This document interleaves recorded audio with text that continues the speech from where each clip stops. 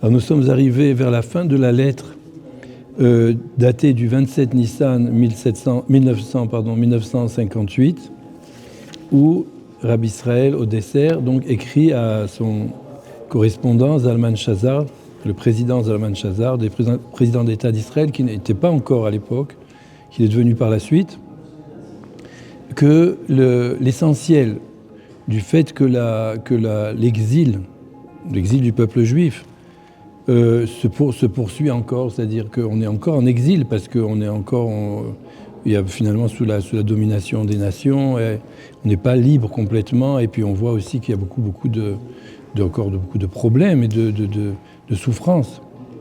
Alors c'est essentiellement ce qui retarde la Géoula, la délivrance du peuple juif, c'est la marloquette, c'est-à-dire la controverse, le fait qu'on s'oppose aux justes de la génération Rabbi Nachman. Il y a encore beaucoup trop d'opposition et de personnes qui disent que c'est pas bien, ça fait du mal, ou bien il vaut mieux quelqu'un d'autre, etc. Et à cause de ça, parce que c'est le tzaddik de la génération qui lui, le fait qu'on se rapproche de lui, c'est lui qui fait venir le Mashiach. C'est ça qui fait venir le Mashiach. Et si on l'empêche, alors à cause de ça, eh bien, le Mashiach tarde à venir. Parce que donc, dans chaque génération, se trouvent des personnes qui manœuvrent pour éloigner le cœur du peuple juif, des juifs, du tzaddik authentique. Et à cause de ça, ont été donc déversés sur le peuple juif toutes sortes de destructions, d'exil, et donc le fait que l'exil comme ça se prolonge jusqu'à présent.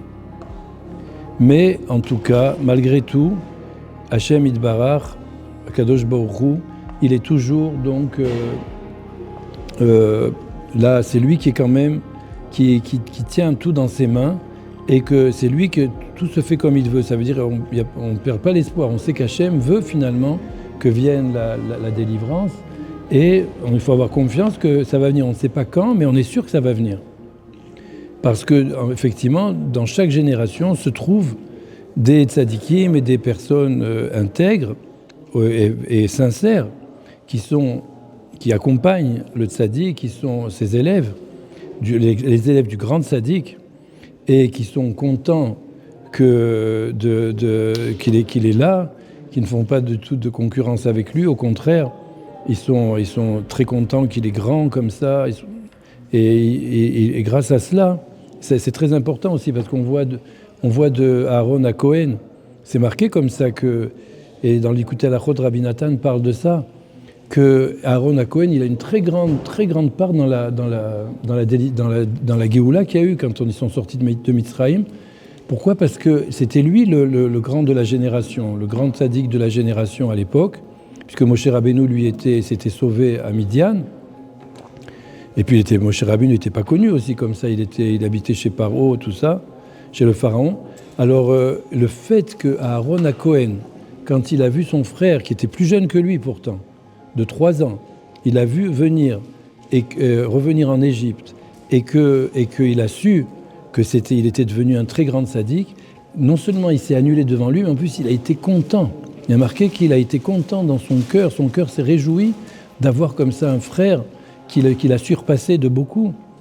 Et grâce à ça, il y a eu la Géoula, parce que tous les juifs à ce moment-là ont dit ah, si Aaron à Cohen s'est annulé devant son frère, qui est plus jeune que lui, alors qu'on ne sait même pas d'où il sort presque, c'est que c'est vrai, et nous aussi on va dans sa mouvance, et on le suit. Et c'est pour si maintenant dans notre génération aussi des grands rabbanim qui sont très très connus et très révérés, et devant qui beaucoup s'annulent, si aussi il viendra le moment où ils diront que c'est Rabbi Nachman, mi Breslev, Rabbeinu Nachman Meuman, c'est lui qui peut amener la Géoula, c'est lui le grand tzaddik, on doit tous s'annuler devant lui. À ce moment-là, ceux-là aussi, ils auront une grande part dans la venue du Mashiach, et un très grand mérite. Parce que tout le monde, des milliers de personnes et des dizaines de milliers de personnes ça se deviendront Breslev grâce à eux. Et c'est grâce à ça que viendra la Géoula.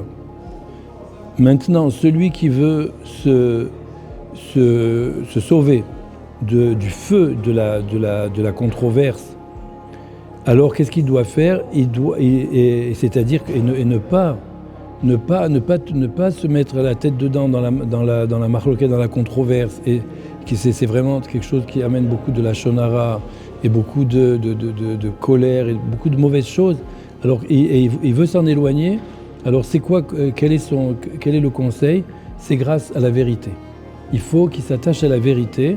Et à ce moment-là, il pourra être sauvé de la dissension. Et donc, Rabbi Israël continue et conclut la lettre en disant que finalement, dans chaque génération, il faut tout faire pour, de toutes ses forces, même avec don de soi et des sacrifices, même être prêt à faire des sacrifices en argent, donner beaucoup d'argent à la tzedaka, ou vraiment être prêt à faire des voyages, à se fatiguer, toutes sortes de fatigue, etc., pour trouver ce tzaddik à émettre, ce tzaddik authentique. Parce que soit on ne sait pas qui c'est, alors bon, on ne connaît même pas son nom, alors, pourtant on cherche la vérité, on cherche qui peut nous aider vraiment à sortir, à vaincre cette guerre contre le Yetzer Hara et à amener comme ça la paix dans le monde, la vérité et la paix dans le monde.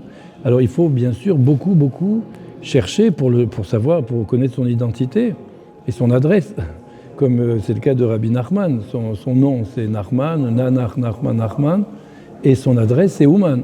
C'est pas qu'on dit Nachman, mais Ouman. Celui qui, comme a dit une fois Rabbi Israël au dessert, sur un de nos amis, qui mettait partout des pancartes comme ça, dans tout le pays, Nachman, Meuman, il a dit « Heureux soit-il », Uri s'appelle, heureux soit-il, Uri, qui diffuse dans le monde entier le nom et l'adresse du tzaddik authentique de la génération. Puisque Nachman, c'est le nom du tzaddik, puisqu'il s'appelle Nachman, mais on ne va pas maintenant élargir à ce point-là, mais son vrai nom c'est Nachman, et son adresse c'est Ouman. Alors celui qui est heureux, celui qui trouve comme ça, qui au moins connaît l'identité et l'adresse du tzaddik de la génération. Mais même une fois qu'il l'a trouvé, il est arrivé à ce stade-là, ce qui est déjà une bonne chose. Ça ne suffit pas, parce que le tzaddik, c'est pas seulement son nom et son adresse, c'est tout son Ruach HaKodesh, ça veut dire toute sa spiritualité qui fait que si on arrive à la percevoir, même en partie, à ce moment-là, c'est ça qui peut nous aider vraiment à sortir de tout ce qu'il faut sortir. Alors donc il y a une recherche qui se fait perpétuelle et qui n'a pas de fin en fait, parce que de la même façon que la vérité n'a pas de fin, il y a des degrés, on croit qu'on est arrivé, mais c'est comme ça parce que la vérité c'est l'essence même d'Hashem Yitbarach. Et de la même façon qu'Hashem Yitbarach est infini, la vérité aussi est infinie. Alors il y a des degrés, il faut monter de degré en degré. Donc on n'a jamais fini comme ça.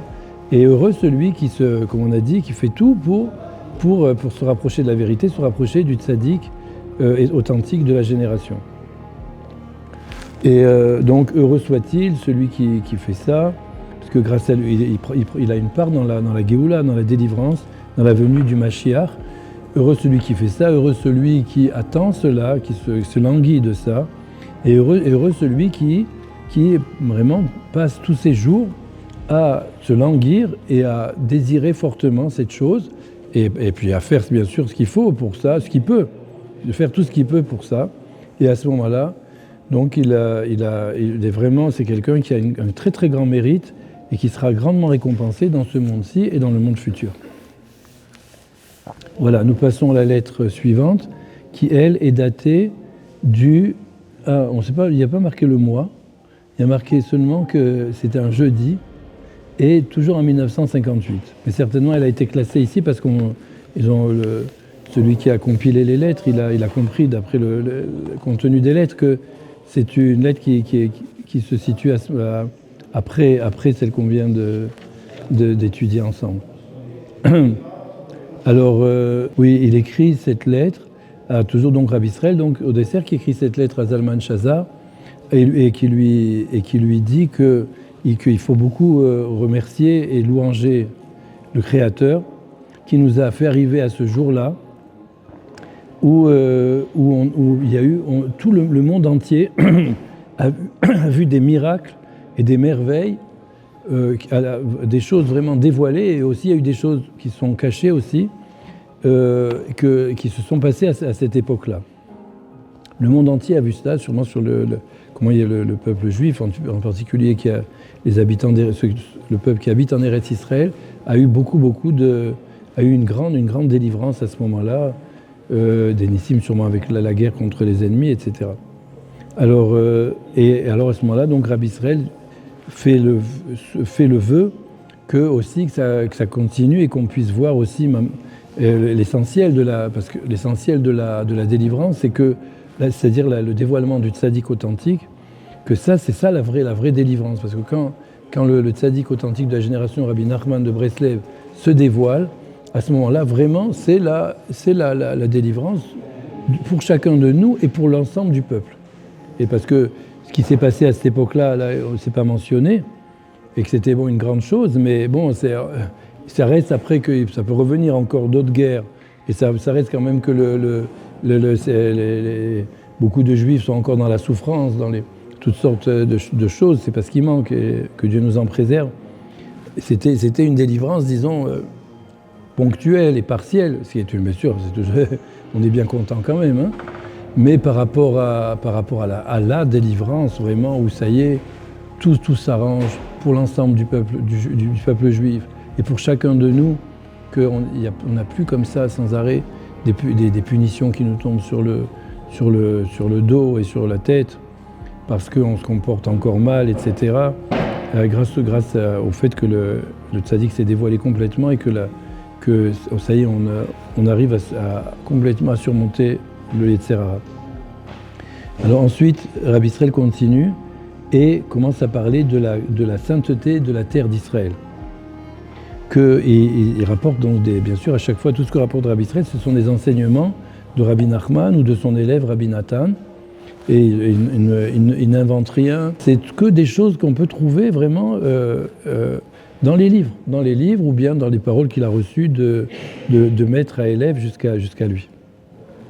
Donc là-bas, il dit que la sainteté de la terre d'Israël, grâce à cela, on mérite de savoir qui est le Rabbi Haemet, c'est-à-dire vraiment le Rabbi, le Rosh Ben Israël, la tête. Rabbi, c'est Raché Tevot, c'est le sigle de Rosh Bene Israël, c'est la tête du peuple juif. On mérite de savoir, de le connaître, comme on a dit juste avant. Le connaître, ça veut dire savoir comment il s'appelle et où il se trouve, mais aussi le connaître vraiment. Ça veut dire qu'est-ce qu'il vient nous apprendre, qu'est-ce qu'il est venu apporter au monde et à chacun de nous. Et alors donc à ce moment-là, dès qu'on le connaît, à ce moment-là, la vérité se dévoile dans le monde. Et grâce à cela, tout le monde revient vers Hachem Yitbarach, même les peuples, les nations, c'est-à-dire les goïms. Tout le monde revient vers Hachem pour le servir d'une seule épaule, comme on dit en hébreu. Ça veut dire comme vraiment tous d'un seul tenant. Et selon la dose avec laquelle on mérite de s'attacher et de s'inclure dans le tzaddik authentique de la génération, selon cela, à ce moment-là, on mérite d'hériter la terre d'Israël. On mérite d'hériter la terre d'Israël. Ça veut dire que ce sont deux choses que l'une aide l'autre. Si, grâce à la sainteté d'Israël, on mérite de connaître le tzaddik, et aussi par le fait qu'on connaît le tzaddik et qu'on veut le connaître davantage et qu'on se rapproche de lui, à ce moment-là aussi, on reçoit encore plus la sainteté d'Israël se dévoile encore plus à nous. Alors, encore une fois, je ne suis pas payé par l'agence juive, hein, je vous rassure, Mais encore une fois, c'est le moment de parler de venir pour tous les Français, les Français qui sont encore en France et en dehors d'Israël. C'est encore une invitation à venir. C'est vraiment, si on veut vraiment se rapprocher de la vérité, d'Hachem Yitbarach, du tzaddik authentique de la génération, et vraiment avoir tout le bien dans ce monde-ci, et à plus forte raison dans le monde futur, c'est une chose très importante de faire ce pas, de venir en Eretz Israël.